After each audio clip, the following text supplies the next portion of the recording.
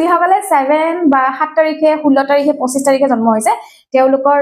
7 নম্বৰত জন্ম হোৱা বুলি কয় কেতুৰ অধীনত থাকে আৰু কেতুৰ আমি জানোৱে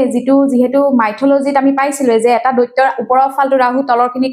কেতুৰ যেহেতু চকু নাই তেওঁ যিটো গ্ৰহৰ লগত আছে সেই গ্ৰহৰে ৰূপ লয় বুলি কয় সেই গ্ৰহৰে পাৱাৰটো তেওঁ লৈ লয় গতিকে মংগল আৰু কেতুৰ যিটো জুতি হ'ব এই বছৰত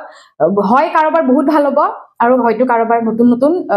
মানে কি কয় বিবাদত সোমাবলগীয়া হ'ব পাৰে এইটো বছৰ মাটি বাৰী যদি কিবা কিনিম বুলি ভাবিছে সাৱধানে কিনিব